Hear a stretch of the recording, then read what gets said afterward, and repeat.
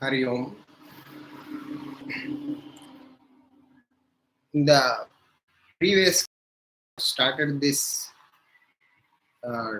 topic, which is in the chapter renunciation. What is renunciation? And we have covered the 4 questions pertaining to the renunciation, and we also covered the definition of renunciation. So, the quick recap of this definition and subsequent the paragraphs we are going to study today. The definition of renunciation is a true renunciation, therefore, is the capacity in an individual, the strength of the individual. It is the power of the individual. What is the power? You have to set the right value. World offers, it is ephemeral, it is transient, it is passing, and it is no consequence for the happiness which you try to derive out of. There is permanent happiness, you have thorough understanding. And another point is, it is in you which helps you to set the right value, whatever be the world offers. And consider this world as a passing and no consequence for your happiness. And in fact, it is an obstruction for your growth. If you clearly understand, then you have fundamentals of renunciation.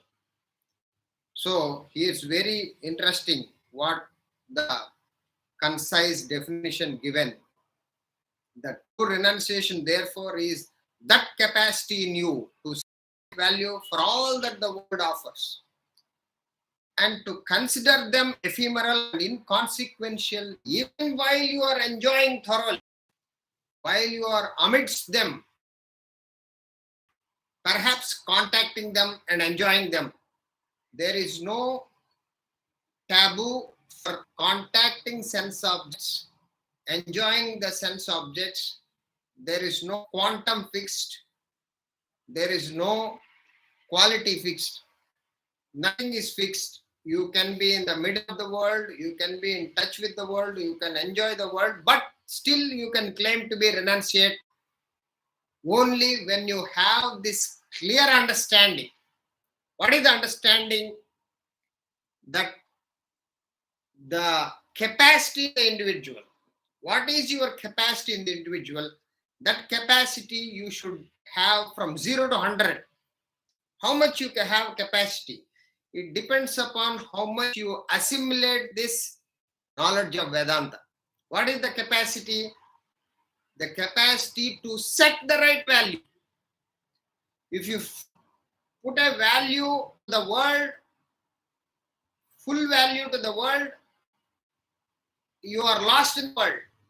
People have 2 types of people in the world. They have value completely to the world and they don't have anything higher, anything beyond.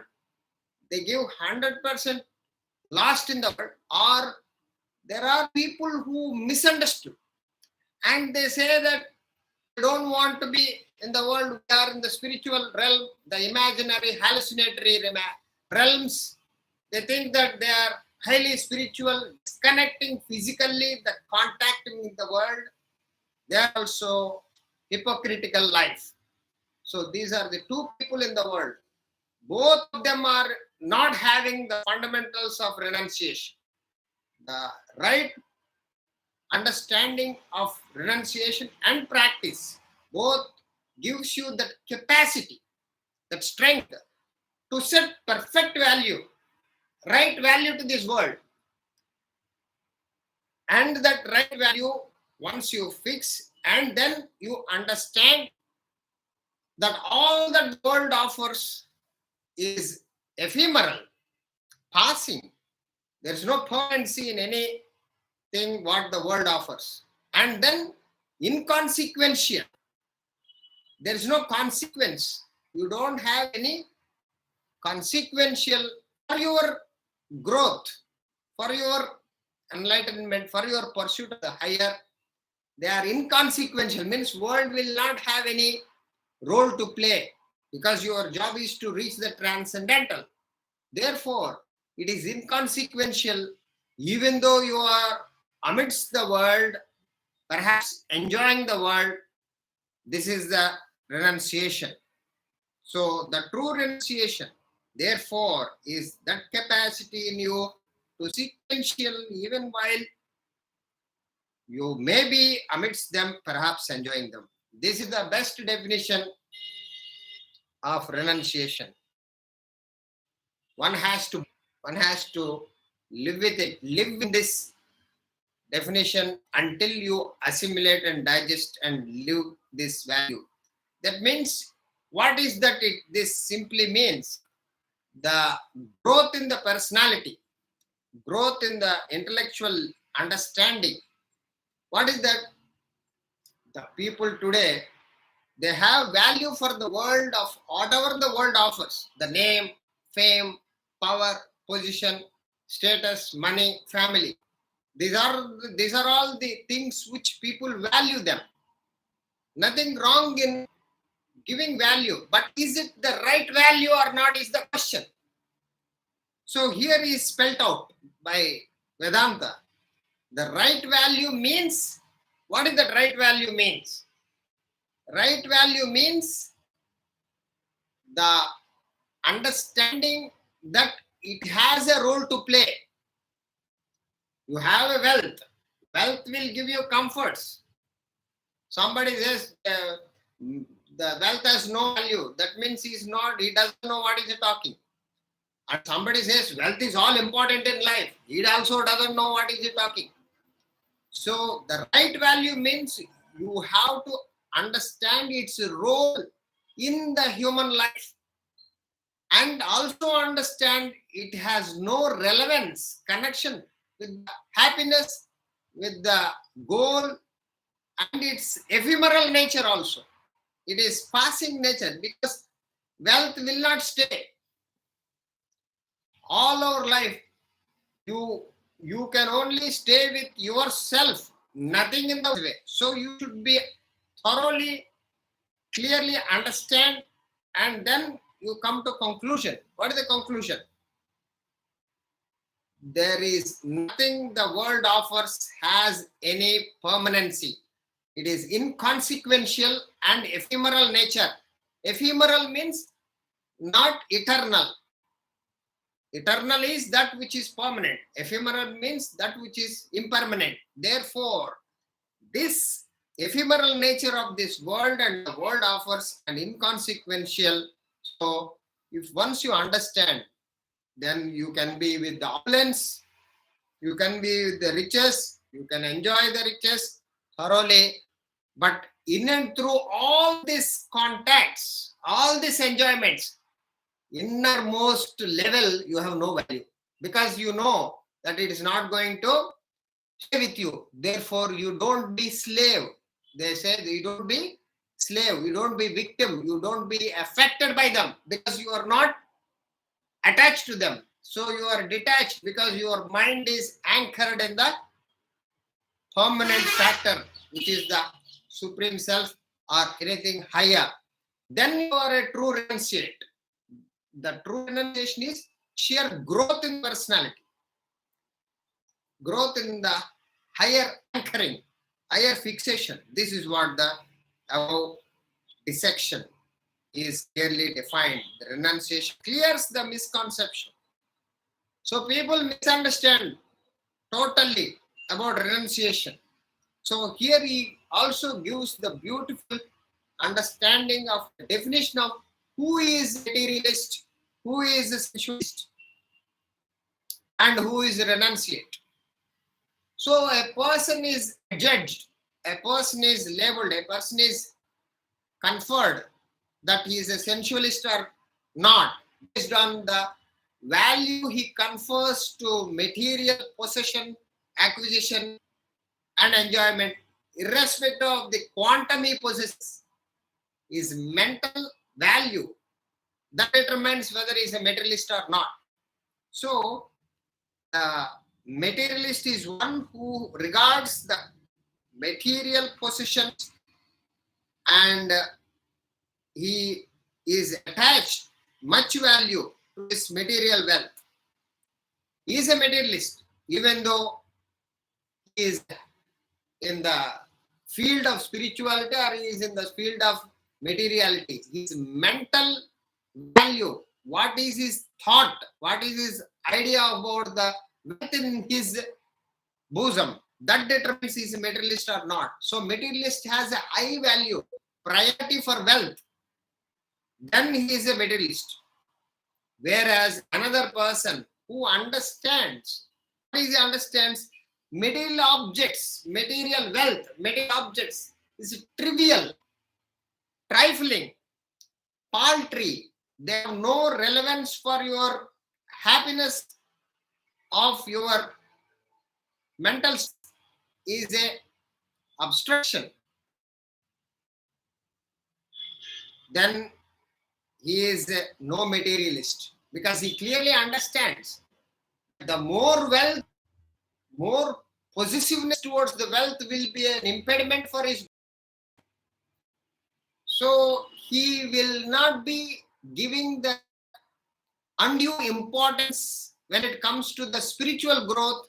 Such a person, even though he deals with the wealth, he is possessing, amassing so much wealth, but still he is said to be not a materialist because he clearly understands material objects are trivial and trifling and valueless and potential impediment for spiritual growth.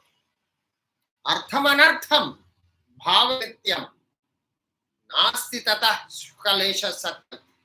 For happiness, therefore, such an who understands he is no more a material wealth, regards as a primary aspect of life. It is the ultimate value of life, would be a materialist, whether he possesses or enjoyments of sense objects. It is nothing to do with the how much he is contacting the sense objects, how much he is enjoying the sense objects. The quantity and the quality will not determine the synist. He can be contacting the sense objects and enjoying them, still he can be called as a spiritualist and renunciate because his mental attitude towards them that determines what is the mental attitude towards the sense objects. So when a person places the sense objects in their true value, in its true perspective for happiness, and clearly understands the limitation of their contact and diminishing value, as you contact more and more sense objects, the law of diminishing value, the pleasure, the joy content reduces to spiritual growth and provides you future sorrow and suffering.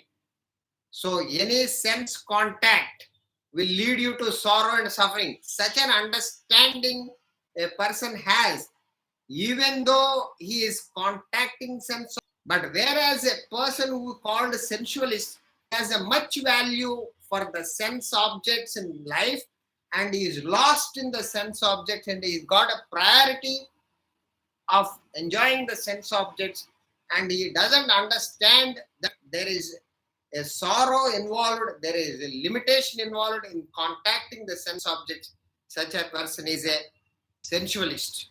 Therefore, a person who is a master of senses, not a slave, he is a commander of senses. He is never get affected by sense objects and their pleasures thereof. Such a person, even though he is indulging, apparently enjoying the sense objects and immersed in the contact with the sense objects, with this control, he is no more a sensualist. Whereas one who considers sensual pleasures as an all important in life and is a part of life succumbs to the pleasures and senses would be a sensualist. Therefore, even though a person is physically disconnecting and mentally lingering about the sense object, such a hypocritical person also called sensualist, because he has got a desire and value for sense objects. So where is your sense? The spiritual growth is determined by where is your mind, where is your thought, where is your fixation, where is your value system, where is your understanding.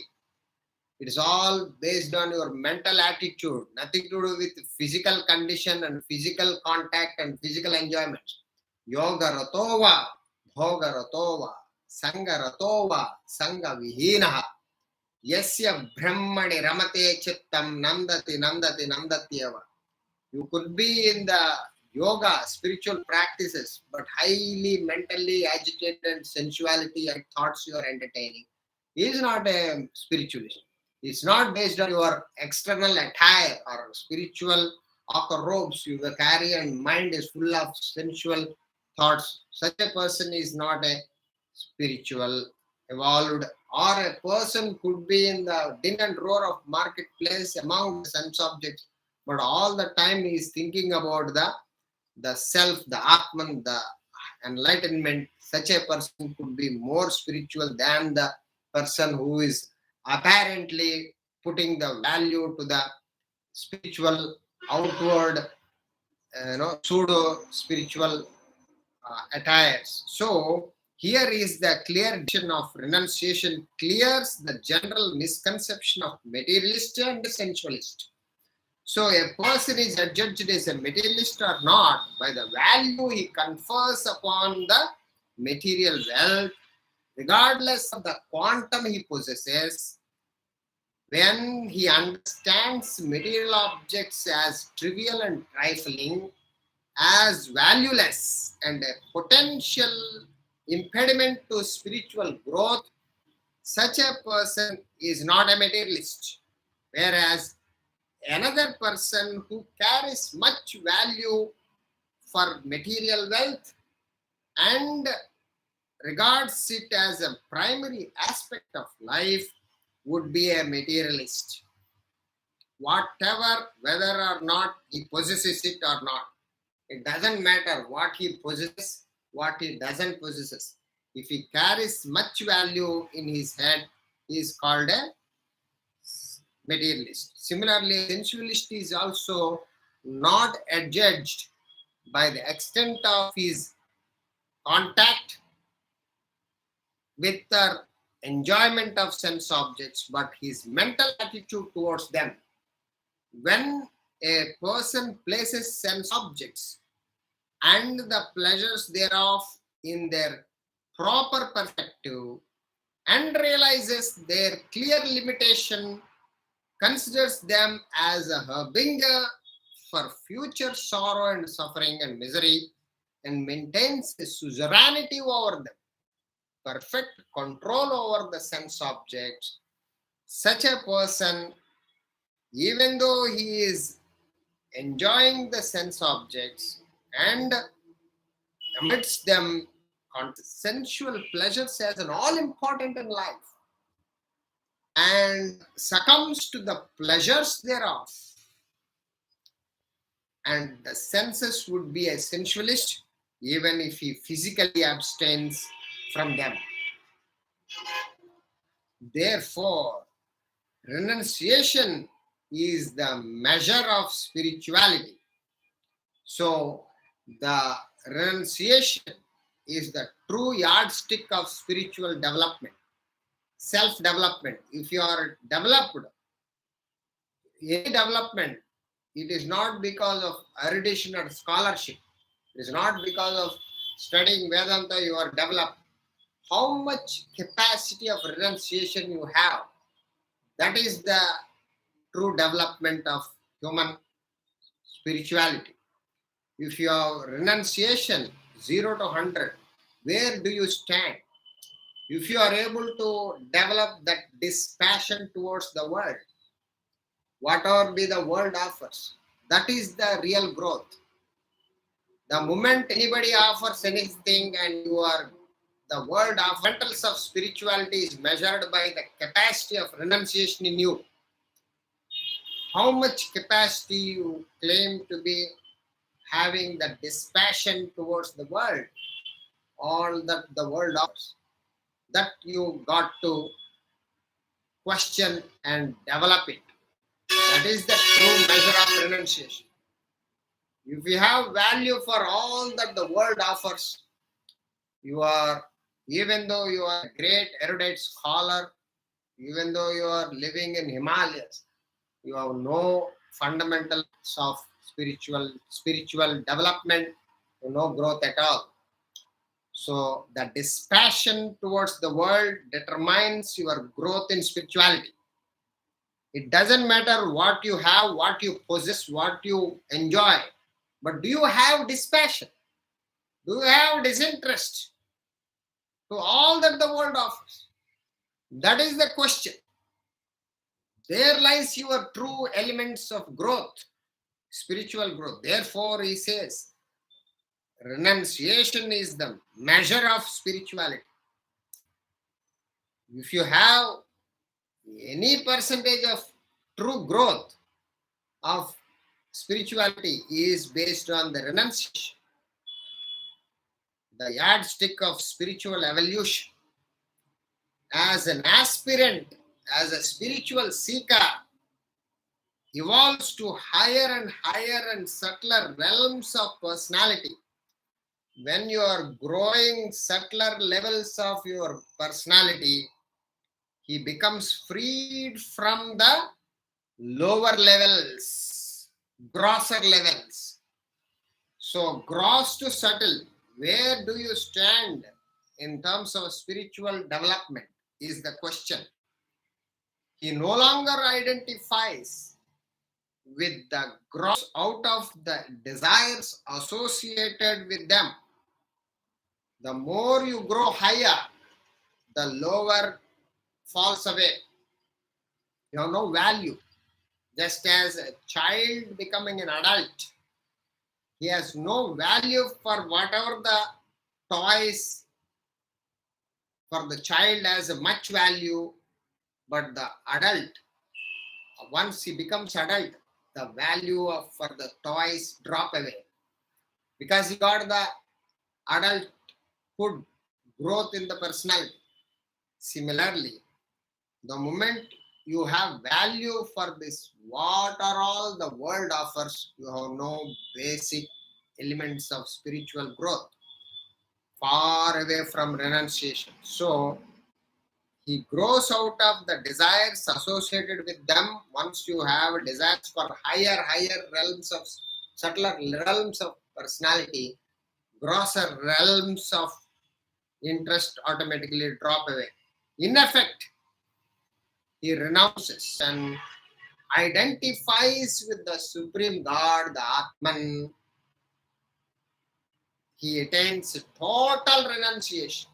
100% mark you hit in renunciation when you completely anchor to the Supreme God, the Atman, like Hanumanji, and no interest whatsoever to the world and its objects and beings and enjoyments. Such a person is attained 100% renunciation, 100% growth, when his desires only to merge with the ultimate, to reach the enlightenment, to reach the immortality. No, nothing moves him, nothing attracts him from the world, like Hanuman, like Prahalada, like Dhruva. All these great masters are great devotees of God. They anchor to the Supreme Self. They anchor to the Atman within. They have no interest in whatsoever the world offers. That is the state of highest quality of renunciation. They left the world. That is very high state of renunciation. Supreme God within is enveloped by concentric circles, concentric layers of matter. You are made up of spirit and matter, are the body, mind, intellect. So the concentric circles of matter comprising thoughts and desires. As you move away from your divine center, your ego develops. The moment you leave the Supreme God, the moment you leave the Atman, your ego develops. Your matter enveloping layers of thoughts and desires develop as you move away from the divine center. This is what happens. So if you are either in the world or you are in the self, you cannot be in the same time at both places. So your thoughts and desires, when they become grosser, when they turn grosser, they simply multiply. It's like a triangle. If you have grosser levels, lower levels of personality, desires are too many. Desires multiply, thoughts multiply. And at the farthest point, which is the highest point of the Om, the Supreme God, there is only one desire for the self, there is no more. The ego is minimum because you are only wanting to reach the Supreme Self. But when you are the bottommost point, at the physical level, grossest level, the ego is maximum. So the ego is maximum solidarity because of the number of desires protecting, holding. It is directly proportional to quantity of desires, the ego solidarity is felt. So the more you grow higher and higher, subtler levels of personality, the lesser the ego and the lesser and lesser the thoughts and desires. So it depends upon where do you stand from base of the triangle to the top tip of the triangle. Where do you stand? That is the question about renunciation, growth, measurement. Thus, when you live in the lowest level, when you live in the base level of your personality, your thoughts and desires are at the physical level. All the time, your physical dimensions. What is your age? What is your body? What is your skin? What is your color? What is your structure? All these physical values, physical personality is felt more than the anything higher. So your thoughts and desires are gross and they are numerous. All the time, color is going. You deal with physical body. I'm talking about physical. That is your lowest level of personality. But as you acquire little bit of knowledge, as you acquire spiritual knowledge, little bit of Vedantic wisdom, you begin to entertain higher, nobler, unselfish ideas. The things which you entertain beyond the body, which gives you comfort of mental realm. So you step up from body to mind. At that time, the desires pertaining to physical body will be reduced because you fix it at the mind.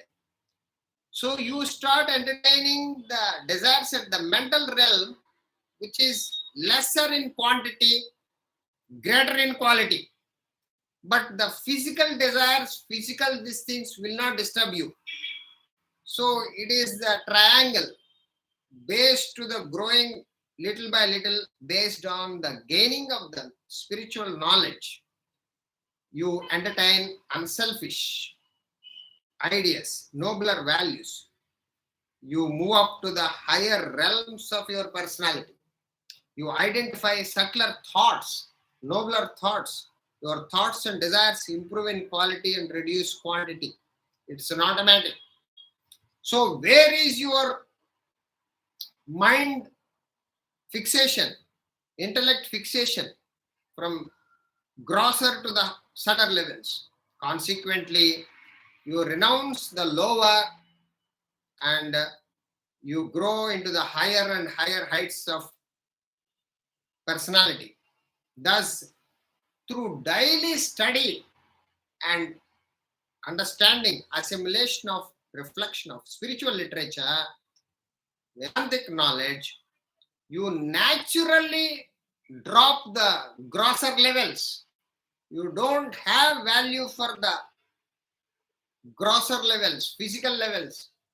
Physical body, mind, and intellect fade away.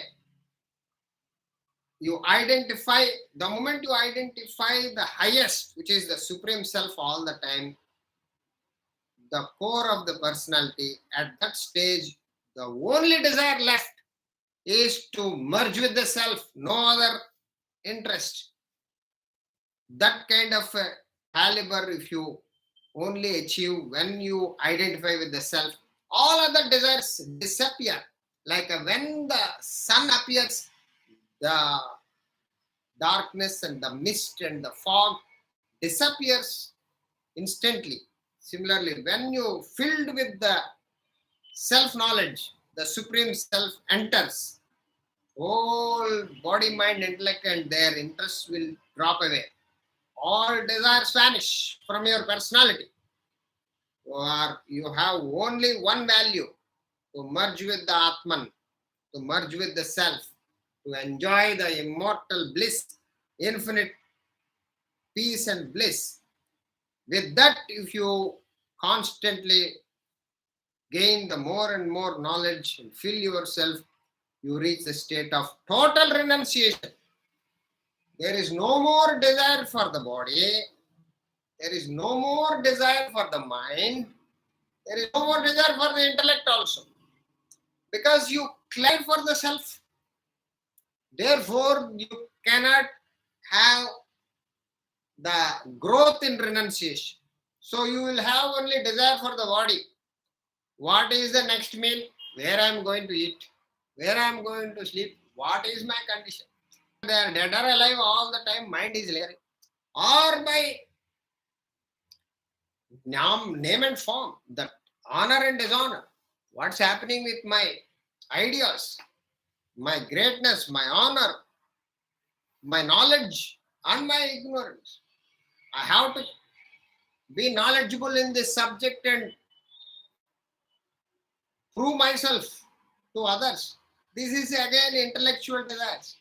Constantly buffeted by the bodily desires, mental desires, intellectual desires, harassment and tormenting your life because of not practiced sufficiently this Vedanta into life to grow into knowledge of the self. This only greatness of Vedantic wisdom which takes you, plucks you out of this world, removes your all desires and attachments in the body, mind, intellect. While living, you can enjoy the total renunciation, complete renunciation, provided do you have that assimilation of this Vedantic wisdom, Vedantic knowledge through daily study, through daily reflection on the spiritual literature, on this Vedantic literature. Then alone you constantly identify with the self and self alone. Nothing will give you entertainment. Nothing will give you any iota of happiness. All the riches, it's like all the water pouring into the ocean. Ocean is not interested. All the money is provided, you have no interest. Why? Because you understand the self is in you, sold by paltry, trifling sense objects and materiality and sensuality. This is what the great masters or the Vedantic literature is providing the clarity. So, maximum desires felt in the body level, less desires in the mind, still less desires in the gross intellect, far more less desires means desire for one, which is desire for self-realization, which is Atman. So, renunciation would mean delivering everything to the Supreme Self. Nothing short of it. Everything delivered to the Supreme Self, Supreme Reality. Not considering the body, mind, and intellect as yours. Sab Tera. This body itself is yours. The mind itself is yours. The intellect itself is yours. No claiming as your own, because nothing is your own. Everything belongs to the. Not considering the body, mind, intellect as yours. Whatever you claim today is the false idea, wrong identity, false idea of your personal self. This individual self, what we are experiencing is false. This is imaginary, hallucinatory identity. Casting aside your vain, accumulative, and possessive attitude, you should cast away, you should abandon what are all that particular individuality you are claiming, the body, mind, intellect as yourself is the false identity. It actually belongs to the Supreme Self, the Atman, not arrogating anything to yourself. My body, my mind, my intellect, my house, my family, my children, all this is false. It is not, it is a vain, useless, accumulative, and possessive attitude. You cast away, you burn away. By Vedanta, resign everything. That is renunciation. Resigning everything to the reality. Nothing to yourself is the true renunciation. Appropriating everything to the real self in you. You are then rise up the little self. There is no more alone. Everything is you will experience little self or ego. I claim this limited individual that is getting involved in the affairs of the world and gets crushed. Obsessed with mundane values, mundane duties and responsibilities. All the time claiming that I have duty. It is itself is a egoistic, imaginary projection of your individuality. I have duties and responsibilities. Who are you first? That is what renunciation takes you to. You are the Supreme Self, your duties and responsibilities. That duty is completely obliterated, completely because of lack of fundamentals of renunciation. Rising above the ego, individuality, rising above and identifying with the Supreme Self. I am the self, not this individual. The moment you understand and identify with the real self, you remain above worldly care and anxiety. There is no more stress and worry and anxiety. Everything will be taken care of. Just like, it's very interesting. This is the topic which we should understand. Everybody understands practically when it comes to the society. It will be protected by the people. People will come and flock and pick up the baby and take care of them. And they shout and scream, and the mothers of the street will go and hug and caress and all. How unnatural, how unkind, how that lady who left this baby. So whole nature protects that baby. What made the people go and fall self-conscious? No individuality. If a human being develops the caliber of no personal identity with the Vedantic knowledge, he will be able to be protected the same way how the child is protected in the street. Another example also, a drunkard, a totally drunkard man, he was also will be protected by the society because he has a temporary loss of ego, not with Vedanta. Without Vedantic knowledge also you have been taken care of. This is Vedantic knowledge and genuinely understands force has to come and protect you is the law of nature. The moment you, similarly, the moment you have this individuality drop, the nature takes care of you. This is the law what is provided by renunciation. But the problem is one has to gain that wisdom by efforts. Higher self, you automatically protect me. All the time, how I will be living, what I am living, whole worry and anxiety because of me. The moment you drop me, everything will be you taken care of. You remain detached, free from the persecutions of the ego. Maintaining that exalted state, you plunge into single-pointed meditation because you are already protected by the whole Supreme Self. With that fixation on the Supreme God, you start single-pointed meditation naturally.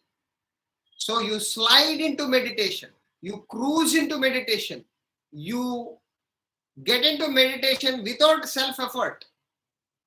Meditation is not a practice, it is a state of mind as a result of earlier spiritual practices dropped the desires. The practice is needed for the dropping of the desires of the world, not to enjoy the renunciation, not to practice meditation. There is no necessity. The whole world goes opposite direction. They practice and they expect spiritual growth, and they don't do what they don't pay the price. The price is you got to study and reflect and contemplate consistently till you grow spiritually. Karma, bhakti, jnana. You have to translate into action, selflessly. Emotion will help you to drop the bulk of desires and you left with the desire to reach the self. Such a state of mind it takes to meditation. Naturally, you will be dispassionate towards the world. It is a people are trying. I want to sit meditation. I want to practice meditation. Knowledge in ignorance and innocence. People flock to these pseudo spiritual practices and suffer the sorrows thereof. So here it's clearly defined. Maintaining that exalted state of renunciation, you plunge into meditation. You enjoy the meditation means thought on the self and no one is entertaining a thought supreme to the exclusion of all other thoughts by a powerful intellect, keeping the mind from general concentration to single-pointed concentration, sustained meditation to reach the enlightenment, to reach the Supreme Self. The practice of negating the local self, limited self, this small self, and asserting the real self, the Atman. I am the Atman, the Supreme Self, not this, what I believe today. This must be churned all the time, what you are not. This practice of churning negation and assertion, the negating the false personality, asserting the real personality, subduing your ego, effacing your copywriting spirit of me and mine, these feelings and thoughts engender, feed your little appropriating self, the ego. The moment you get your ego to attain the state of renunciation, ego must be negated. Negation. I am not this, I am that. I am not this, I am that. I am not this means limited self, ego. I am that, the Supreme Self. You must negate your ego to attain that state of renunciation. Remember, you are the Supreme Self all the time. Your self is the whole, paripurna, everything. It is not that you are only the self. The self is in every being. Self is everywhere. You are that self. So everything is self.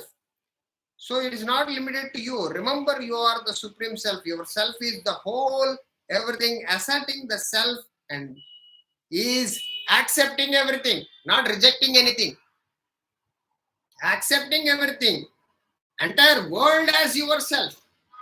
I am the self, but I don't like this neighbor. I don't like cockroaches. I can't accept non-vegetarians. I can't accept. So this is not the true growth of renunciation. You accept everything, you put up with everything, you become everything, you feel that everything is your own, even though bad or good, sinner or saint, the gutters are the pure things you accept, and bad things, obnoxious things, worse things you don't accept. You are not spiritual. So, like in the dream, you may be dreaming that you are lying in the gutter, or you may be dreaming that you are in the swimming pool. Both are same. All are part and parcel of the dream. So you have to accept that. Then only you are qualified to gain the renunciation. So you have to accept everything, entire world as your own self, your own body parts. Renunciation, therefore, is not giving up anything, accommodating yourself to everything, but taking up the whole world as your own. You, the king of the universe, king of kings. The spirit of renunciation purifies the actions.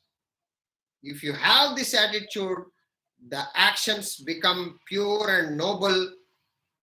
Renounce your interest in the fruit of action.